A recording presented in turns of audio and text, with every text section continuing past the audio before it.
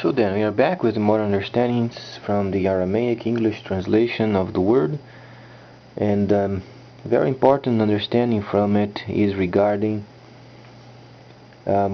worshiping Him in truth and also in His Spirit. That is found in Yohanan, and the Savior gives us a very interesting point, because then the Hebrew person growing, a person then must be involved with the truth. It is explained in the 4th chapter of Yohanan, and he states, "For Elohim is a spirit, and those who worship, they must worship Him in the spirit and in truth." Notice that the spirit is a non-capital, stating then obviously this is the spirit relinked, and that's why he was then relinking people back, because via his words then they would be able to be relinked. And then later, with the presence of Ruach HaKodesh, then the Shilishim would then relink them with the spiritual nearing line. So then we understand from this area that many other topics spoken before, such as going to heaven doesn't exist, and he said not to have rulers over you in terms of Gentiles' own leadership, because those authorities, they were already set. So then when you begin to understand the part of then being obedient, he said, "Many will come in that day and said, Messiah, Messiah, have we not prophesied in thy name, cast out devils, and heal, and doing many miracles?" And he said, "Depart from me, you who practice iniquity." Understand the point is practicing iniquity. It's not only a person understanding the truth, because he states, "For Elohim is a spirit, and those who worship, they must worship Him in the spirit and in truth." Are you then in worship to the true Elohim, Yahweh, the true Creator, the person that created you? Are you doing then in truth, or are you practicing iniquity? Because the same Savior, the Messiah, that is explaining the situation of worshiping truth, it is also the person relating with the Creator, and a person must be in truth. Then later he said, "Depart from me, you who practice iniquity." Practicing iniquity. A person knows the truth but practices iniquity. The day of observance is the 7th day, and people, they are practicing iniquity of the first day, but He's not coming back anymore as the Savior, but as the Judge.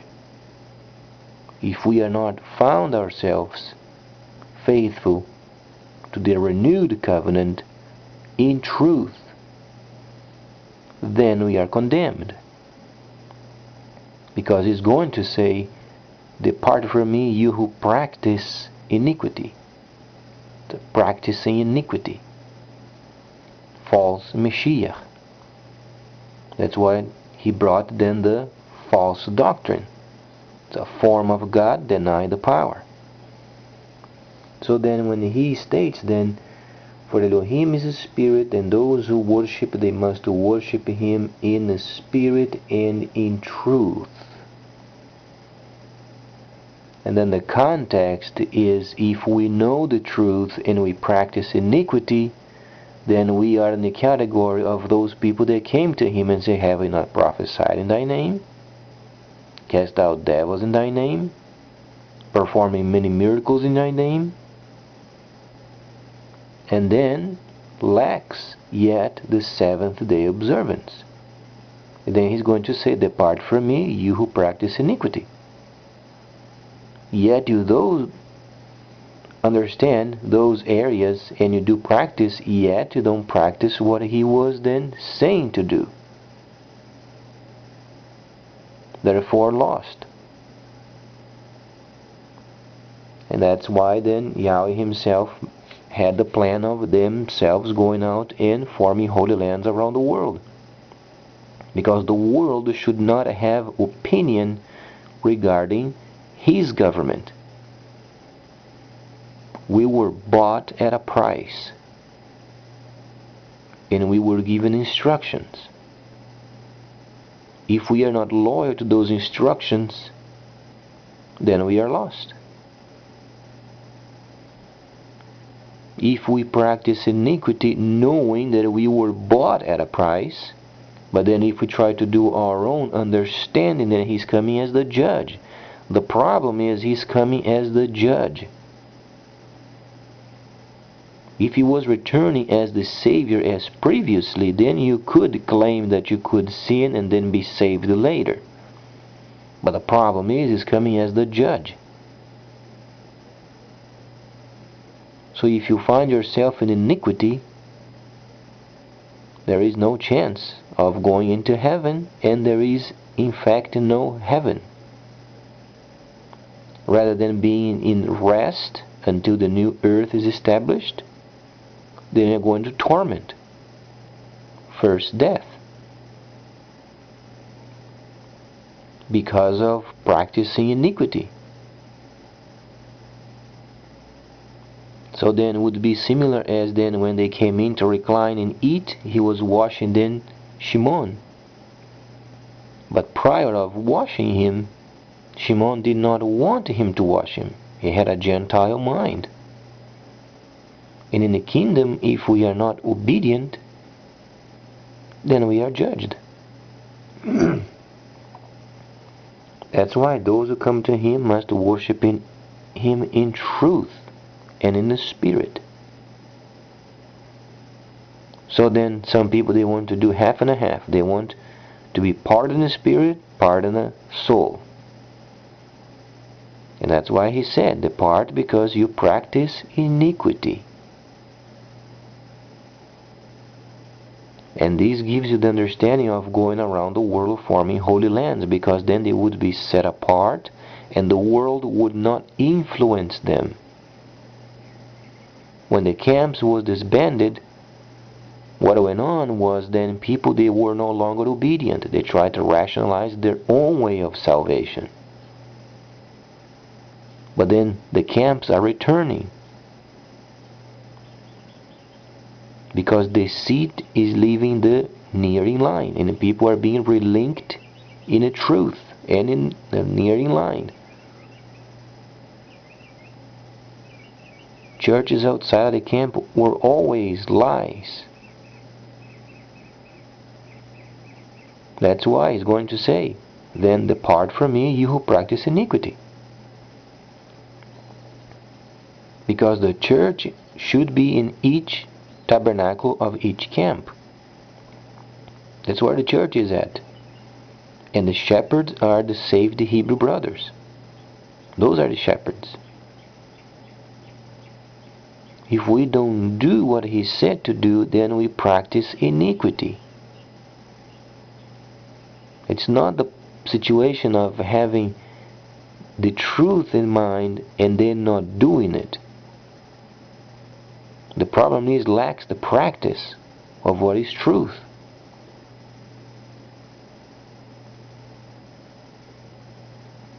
And then if you think you can practice iniquity and then later be saved, then you're going to be in front of the judge.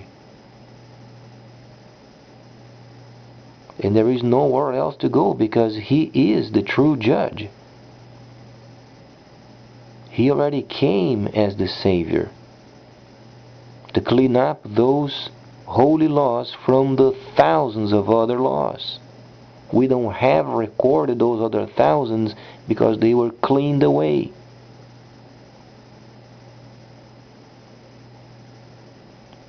Try to understand. That's why you don't find. Because those were cleaned. What you have is the cleaned section of the Word. Later, much later, around the 290, another 30 years, then Constantine began to scoundrelize. Much later. So then if you practice iniquity, you know what's coming. Moshe could enjoy the pleasures of the sin of this world. And that's the point. He could have turned his back upon his people and practiced what was proper. He decided himself he would be then partaking of the trials and tribulations of his people. But there is a portion of the previous covenant he said he had turned his back and enjoy the pleasures of sin, because he was then in Pharaoh's presence. He had money, he had prestige. And this is what the world is given. People, they can be very comfortable in sin. They can have homes, nice families, and they boast in themselves, yet practicing iniquity. Myself, I had a chance of being in a very comfortable position and turn my back upon the truth.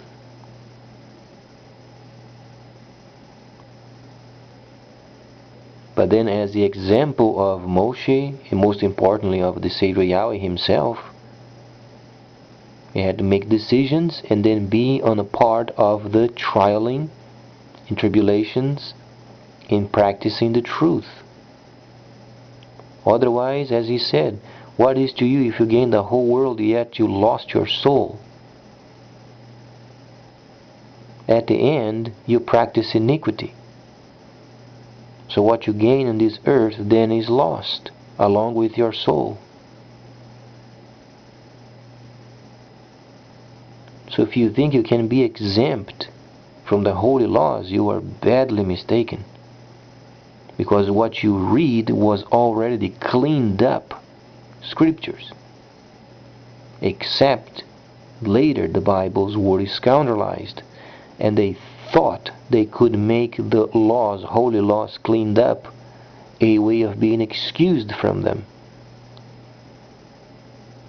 And that's practicing iniquity. Much more coming up.